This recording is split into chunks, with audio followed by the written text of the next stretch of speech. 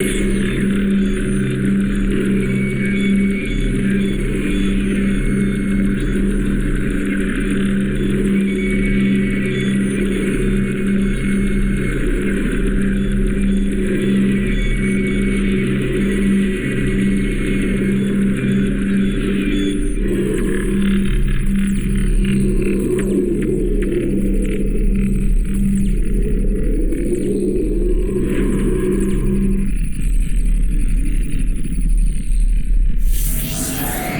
everyone and welcome to Science Lab. Science are happening because Jesus is coming. Every day we are looking at some of the great science that are happening around us. In this episode, we are going to look at some of the technological advancements in these last days. Where does consciousness come from? The origin of our consciousness has for centuries been one of the greatest mysteries in science. We often consider ourselves different from other animals in the ways we think, invent, rationalize, and are self-aware. But the debate still rages on what that feeling of being us really is. Thanks to innovations in neuroscience, though, we are closer than ever to understand it. Today, we are answering some extraordinary questions. Where does consciousness come from? Defining consciousness is not an easy task. Some consider it to be simply the experience of feeling, while for others, it's all to do with having a sense of self or a sense of soul. Philosopher Ned Block argues that there are actually two types of consciousness. Peak consciousness covers our raw experiences such as the deduction of sounds, touch, and our perception of color, which are independent sensations known as qualia, which together form our moment-to-moment life experiences. A consciousness, though, relates to more complex behaviors like logical reasoning and memory, which again shape our day-to-day lives. Ever since René Descartes, there has also been two schools of thought on exactly where consciousness resides, otherwise known as the mind-body problem. It's either in the physical world, wired into and shaped by our brains, or in another non-physical realm or dimension where we are somehow able to access. The basic idea of consciousness has been around since at least the ancient Greek and Aristotle, though, and while traditional science has sometimes shied away from the topic throughout history, because it's such a subjective experience, it exactly throws up huge questions which need answers. The problem with consciousness is that experience is essential to it, but experience can only be known from within, and therefore we cannot be sure what animals possess it, or even if every human being possesses it in the same way. For example, though trees are thought as mostly static objects that live and die quite predictably, in some other ways, they are actually complex and intelligent beings. They are known to form alliances with each other, nurture their young, warn other trees of approaching danger, and adapt to threats. Do they then have some kind of consciousness that a human couldn't possibly comprehend? And does that mean that every living thing exists on some kind of scale of consciousness? There are scientists whose job is to search for consciousness. They look for the neuronal correlates of consciousness, which are the minimum mechanism that the brain has to demonstrate to create a conscious experience. For example, if they hold hands with someone, a certain number of neurons have to fire or nerves have to vibrate before the actions become something we are aware of. This had led some scientists to think the key to consciousness resides in the claustrum, a set of neurons resting beneath the brain's cortex. These vital regions connect to every other part of the cortex and effectively light up whenever almost everything happens. It's sometimes thought of as something like a conductor for the human brain and body, turning patterns and sequences into things we experience, feel, and know. It's by no means a universally accepted point of view, though. Others argue that consciousness is actually created by multiple regions of the brain that work together. For example, in 2016, a team led by specialist Michael D. Fox found that a small 2 mm white spot on the brain stem connects to two other hugely important areas in the cortex in different parts of the brain. Both regions house neurons called von Economo neurons, though to be essential for consciousness. And Fox and his team found out in some cases it was these regions that were disrupted when a patient entered a vegetative state.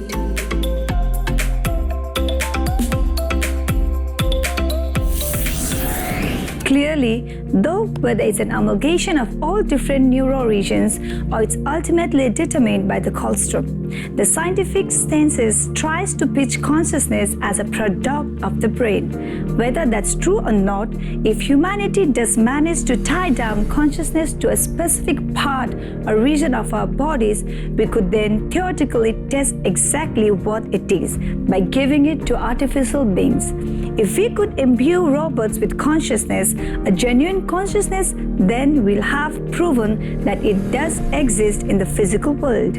So far, though, even our loftiest aims err more towards programming an algorithm that, in essence, contains a soul or appears to be conscious. But plenty argue that this isn't the same thing, and plenty more argue that robotic consciousness could never even be proven. One notable argument against them is the Chinese room thought experiment proposed by John Searle. Simplified, it goes like this. An English speaker in a locked room with a set of unknown instructions in Chinese and a batch of Chinese symbols to choose from. That English speaker is in passed a question written in Chinese, which they need to construct an answer to, that also in Chinese. Searle's setup shows that eventually, by applying the precise instructions, the English speaker would also be able to produce perfect Chinese writing and the correct answer to the question, without understanding any of it, all of which would, according to Searle, be no different to if a machine ever claimed to have consciousness. It would actually only ever be following a very precise set of instructions or a program on how to act and behave. To make it simple this way, the importance of the colostrum, the significance of von Economo neurons, and the debate on whether a true consciousness can be artificially engineered are all only valid if you subscribe to one half of the mind-body problem, though that consciousness exists in the physical world. If we understand it as a non-physical construct, then nothing, robots, humans, or anything else could ever possess it in a typical sense. It would perhaps be more accurate to say that we access it or use it. René Descartes was arguably the foremost philosopher to posit that consciousness doesn't exist in the physical world, suggesting that we are instead able to access it through the pineal gland in our brains. In fact, by Descartes' reasoning, the conundrum could be totally turned on its head. He could be sure that he had a mind but couldn't be sure he had a body. For him, the body could merely be the product of dream or illusion. And Descartes is not the only one person to propose the pineal gland has effectively mystical powers either. A very small part of our overall brains linked with, among other things, the regulations of sleep. Elsewhere, it's been labeled the third eye, said to be essential to unlocking the real human experience, and even though as of capable of seeing the true world and discovering a deeper connection with God by those who particularly believe in its powers. The scientific evidence for such lofty claims is lacking, but the pineal gland's place in certain corner of philosophy is set. For philosophers and scientists, though, what consciousness is and where it comes from are still two topics very much up and for debate. Our understanding is steadily improving and our technologies are rapidly progressing. So, we could one day reach the point where consciousness really is an identifiable, measurable, and truly knowable things. For some, the answer might actually come via quantum physics, drilling down into the tiniest fragments of existence. For others, we'll only know more about our own minds when we replicate them into robots. And then there are those backing Descartes, pitching our sense of self as a wholly abstract thing. It's a scientific, philosophical, and spiritual work in progress. And now it's time for the trivial question of the day.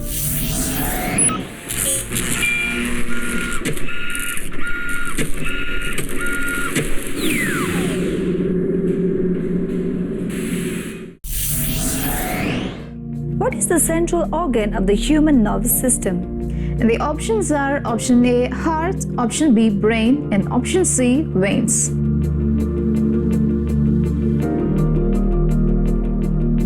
We'll find out the answer after a short break.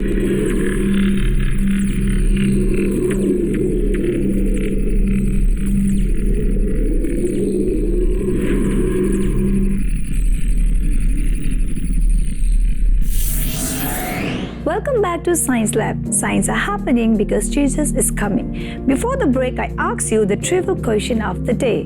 What is the central organ of the human nervous system? The options given were option A, heart, option B, brain, and option C, veins. The right answer is option B, brain. Now, scientists are working on for brain implant. What if human brains had AI implants? Artificial intelligence is everywhere. Our homes, our cars, our school, and places of work. It's at the tip of our fingers, and it's the front of our eyes, and it's wearable. So where, if ever, does it stop? How close to ourselves can our devices reasonably get? Today we are answering extraordinary questions. What if human brains had AI implants? Artificial intelligence is useful. It's good at recognizing patterns in data, sorting complex information, and reaching intelligent conclusions. It helps us to search files faster, interpret multiple languages, and execute our daily lives as efficiently as possible. Nowadays, it's increasingly able to replicate high-level cognitive tasks, the like of which we once thought that only humans could manage.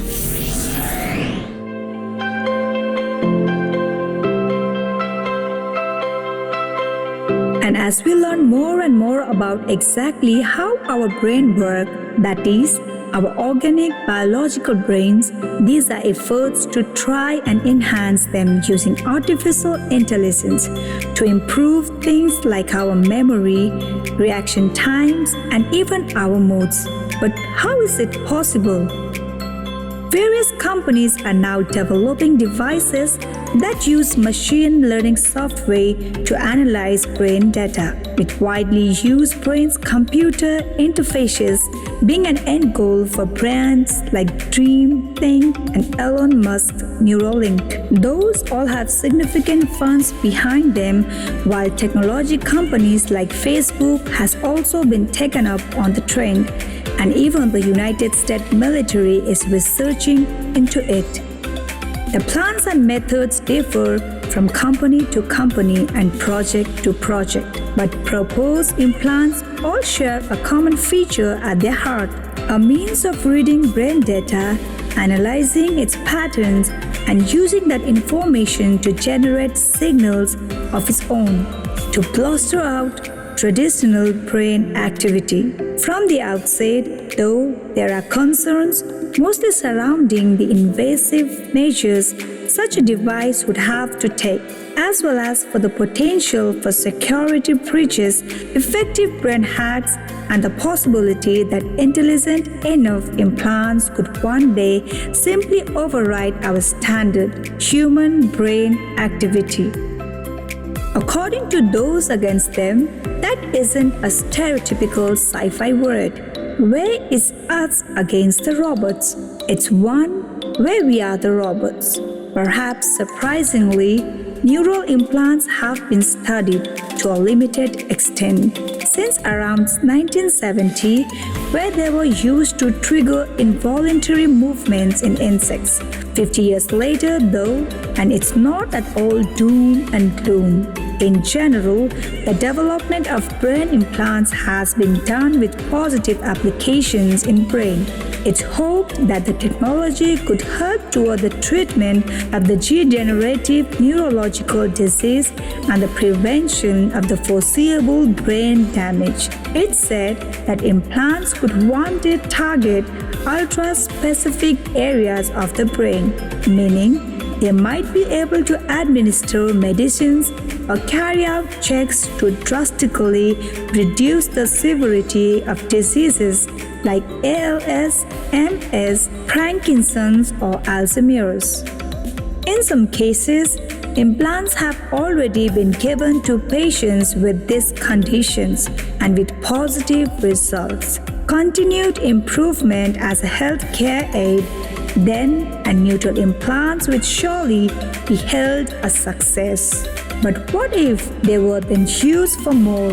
Beyond battling illness, it is not so far future time implants could also work to optimize healthy brains, particularly regarding the longevity and clarity of our memories.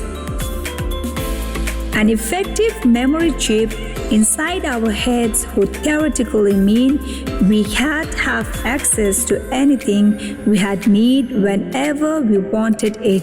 Anything we had learned at school, the instructions to set up anything in our homes, the directions to any place we had wished to go, it could no longer fall victim to just being forgotten and would simply be there when required. The same principles would work out for our general mindfulness and even stress levels. There had been zero need to meditate, count backwards from 10 to even take a deep breath if ever we felt irritated, because we had now be able to effectively buy a product and implant to manage all of that stuff for us. As with most of everything else about neuroclips, however, on the one hand, it sounds like this, but on the other hand, it's potentially very problematic because we did no longer need to study or even pay attention to how we feel. We could wind up becoming complacent, lazy, and even neglecting our own emotions. In the worst case scenario, we had be gradually surrendering our self-control to a machine that does it all for us.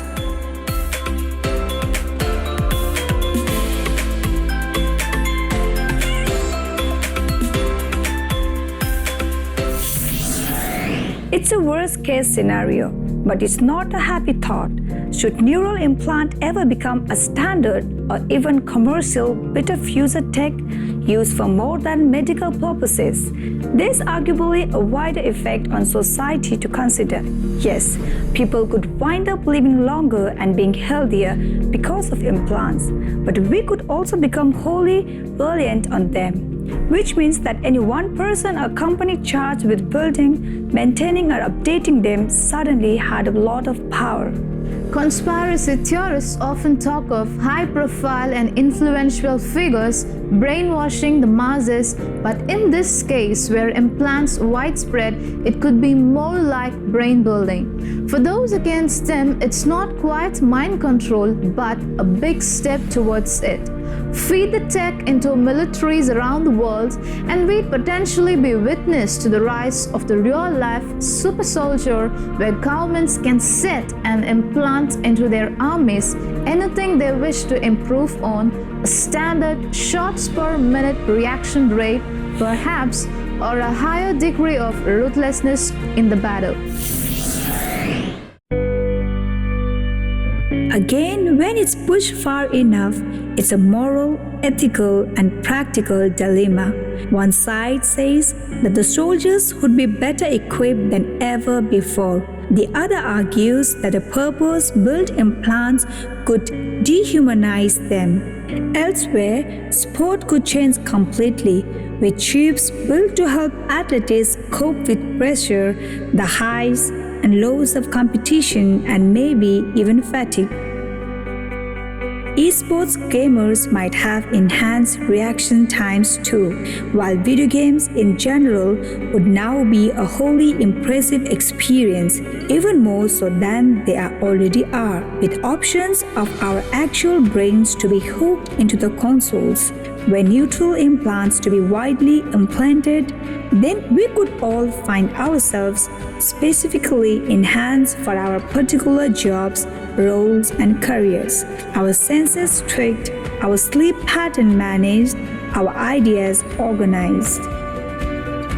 In fact, as arguably the ultimate device, brain implants could ever render most other gadgets pointless. We wouldn't need smartphones to check social media if our brain chips were connected to the internet, or tablets to check emails, and we are all safe stored in our heads, or smartphone watches to remind us of anything because we did be in no danger of forgetting it in the first place. Throw all of our collective implant data into some kind of good setup and we have a hive mind in the truest sense. For some, we had be well on our own way of perfection. Our brains are already amazing structures, but now we had been even more so. For others, though, we had been well on our own way of destruction, or at least to mind-numbing blandness. We had all be good, even great at what we do, but potentially at the expense of our beliefs, personalities, and originality. And with just one breach or glitch of the system, we had all be open to some serious data hacks, where even our individual thoughts are up for grabs. Even today, when a global rollout of implants is still a thought experiment only, there are efforts to update our understanding of human rights so that they include guidelines on the ownership of our own minds. And it's perhaps not difficult to see why. The fear is that if every brain was fitted with an implant, then we could end up losing our ability to choose the way we want to live, our chance to individually make decisions, and over time, our grip on our own free will. And so, were they to be something we had choose to have rather than compulsorily as part of a totalitarian dystopia, then we did surely see plenty of people, perhaps the majority of people, refusing them. A standard biological brain would now be outdated and outperformed by any sporting an implant, but some would struggle to balance the positive with the negatives.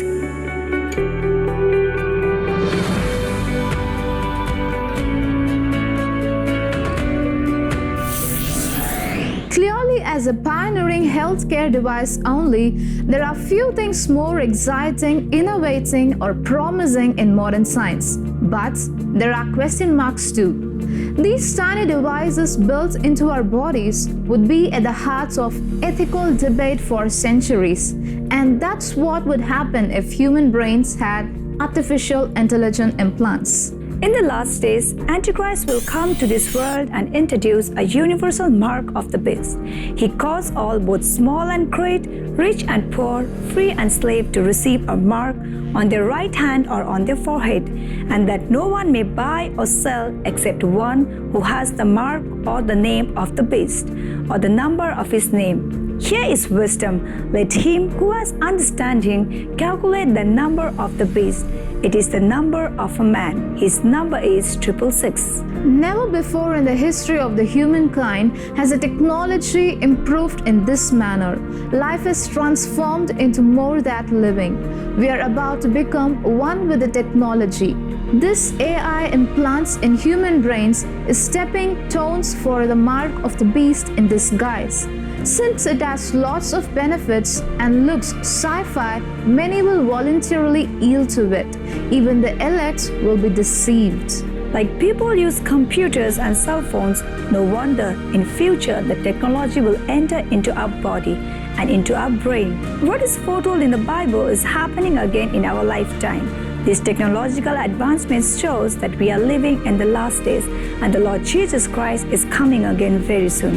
Thank you for watching this episode. Don't forget to tune into Science Lab next time. Send us photos, videos, news and YouTube links which are worth sharing, and also send us your feedbacks to our email address sciencelab@angeltv.org. If you have missed any of the episodes, don't worry, you can watch it again and again in our Science Lab YouTube page. But don't forget to like, share and comment on the video. Ask your friends and relatives to watch the Science Lab so that they will know that we are living in the last days. Remember, signs are happening because Jesus is coming. Maranatha.